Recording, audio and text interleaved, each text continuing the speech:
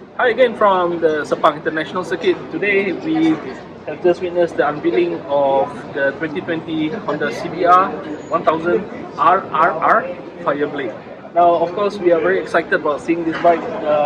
It was first launched in EICMA not long ago, but now in Malaysia, we are among the first in the world to actually see this bike. Now, as you can see, there's a lot of departure from the old bike. There are a lot of new stuff on the old bike. Well, actually, it's because this entire bike is new. It's all new. From the contact patch onwards up, the suspension, the frame, the engine, everything is new on this bike.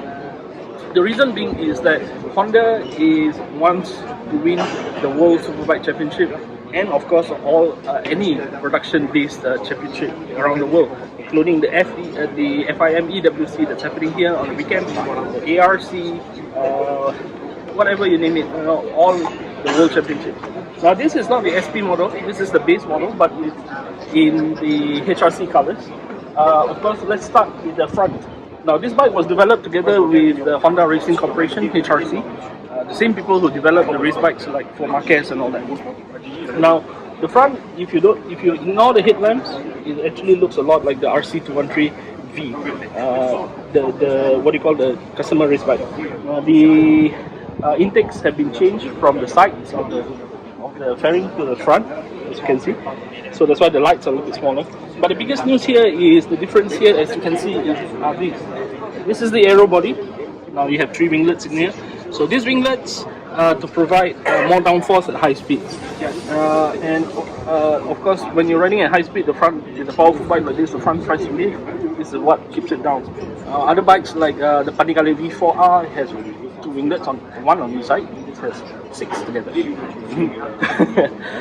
Main difference, of course, now is the engine. Now, previously, for the previous Fireblade, is that people always complain that it only has 189 horses.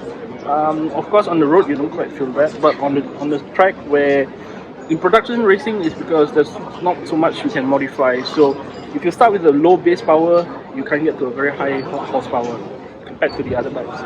So now Honda has totally redesigned the engine again with the help of HRC. It's now vastly overbore. The bore is 5mm wider than the old bike. The stroke is 6.5mm shorter than the old bike. So that means it can rev higher and it can rev faster as well. So with all the other works that they've thrown into the engine, including the new finger follower cam and everything, the finger follower valve actuation, and the new cam drive and everything, we have 215 horsepower. So this is the most powerful normally aspirated inline 4 in the market right now. This is again in the interest of to fight for the championship in World SBK and everything. Other things is that, of course, it's been lightened a lot. The riding position has also changed, and you can see the tank is lower. Yeah? So the rider can actually move his arms across the tank a lot easier. The tail is much higher. It's not like the old Fireblade where the handlebars are slightly higher, but the seat is a bit low, so it's easier to ride on the street. But now this bike is pretty much track focused, so it's really made for racing from the off.